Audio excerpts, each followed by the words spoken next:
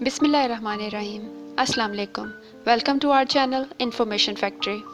ناظرین، اسلام کی آمد سے قبل خانہ کعبہ بتوں کا مسکن تھا۔ یہاں پر ہر قسم کے بت موجود تھے۔ ان میں 3 بت ایسے بھی موجود تھے جن کا ذکر قرآن مجید میں بھی آیا ہے۔ ان کے نام لات، منات اور عزا تھے۔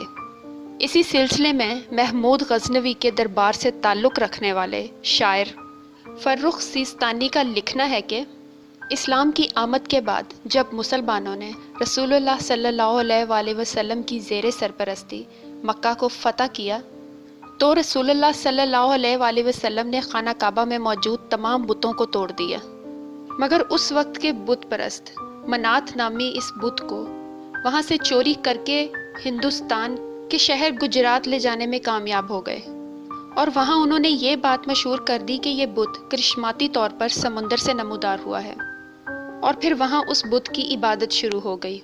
سوم کے معنی چاند اور منات کے معنی آقا یا دیوتا کے ہیں، یعنی سوم ناتھ کے معنی ہے چاند کا دیوتا۔ اس وقت ہندو چاند کی گھٹتی بڑھتی تاریخوں میں سمندر کے مد و جزر کو سوم ناتھ کا کرشمہ قرار دیا کرتے تھے۔ سوم ناتھ کا مندر مختلف ادوار میں مختلف راجاؤں مہاراجاؤں نے تعمیر کروایا۔ اس مندر کی کل 13 منزلیں تھیں۔ یہ مندر اس قدر وسیع پیمانے پر پھیلا ہوا تھا کہ اس کے اندر ہندوستان کے تقریباً تمام راجاؤں مہاراجاؤں کے محل موجود تھے، جنہیں وہ اپنی یاترا کے دوران استعمال کیا کرتے تھے۔ راجاؤں کے محلوں کے ساتھ ساتھ مندر کے اعلیٰ عہدیداروں، پجاریوں اور برہمن پنڈتوں کے بھی عالی شان محل موجود تھے۔ سوم ناتھ کا مندر مہا پروہت کے محل کے ساتھ تھا۔ اس مندر کی سجاوٹ میں کوئی کسر نہ رکھی گئی تھی۔ سوم ناتھ کے بت پر بیش قیمتی ہیرے جواہرات تو تھے ہی، اس مندر کے پردوں اور دیواروں پر بھی سونا، چاندی اور ہیرے جڑے ہوئے تھے۔ پوجا کے وقت اس مندر میں جو گھنٹی بجائی جاتی تھی، اس کے لیے سینکڑوں لوگ درکار ہوتے تھے، کیونکہ وہ 200 من خالص سونے سے بنی ہوئی تھی۔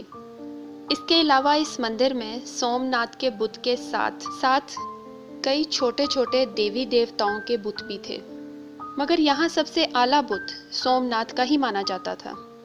اس کو سجانے کے لیے روزانہ کئی میل دور سے پھول منگوائے جاتے اور گنگا جل سے دھویا جاتا۔ اس مندر میں ہر وقت کئی پنڈت پوجا پاٹ سکھانے کے فرائض سر انجام دیتے رہتے۔ اس مندر کی اپنی ایک جاگیر بھی موجود تھی، جو کہ تقریباً 10,000 دیہاتوں پر مشتمل تھی، مگر حقیقت تو یہ تھی کہ اس مندر کے ارد گرد رہنے والے عام لوگوں اور غریبوں پر اس مندر کے اعلیٰ عہدیداروں نے زندگی تنگ کر رکھی تھی۔ راجا مہاراجا ہوں یا عام انسان، مندر کا لگان ہر ایک پر دینا فرض تھا۔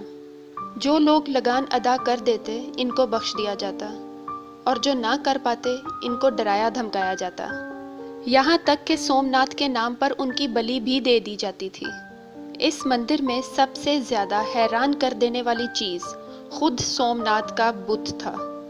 سونے سے بنا ہوا یہ بت کئی من وزنی اور اس کی لمبائی 5 گز تھی۔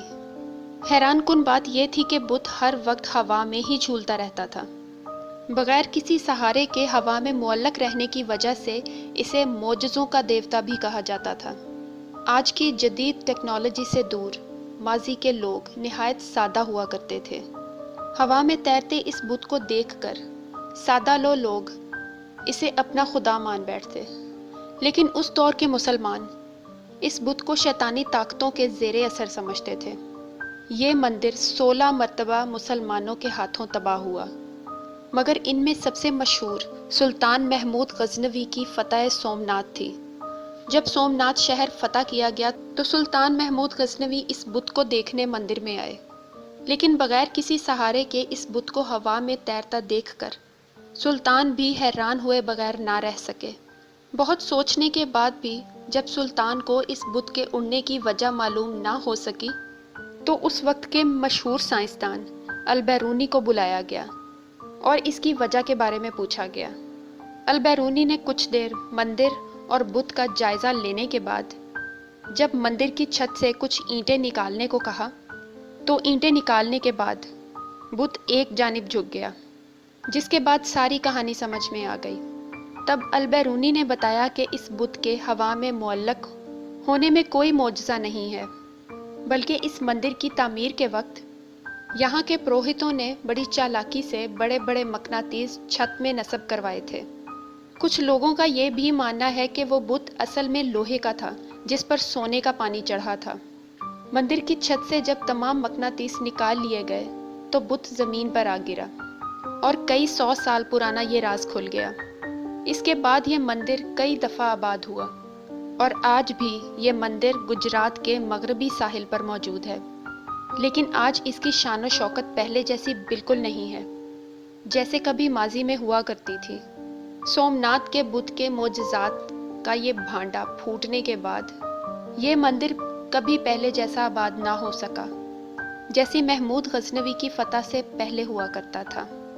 تو ناظرین، کیسی لگی آپ کو اسلام کی آمد سے پہلے کی بت کی کہانی؟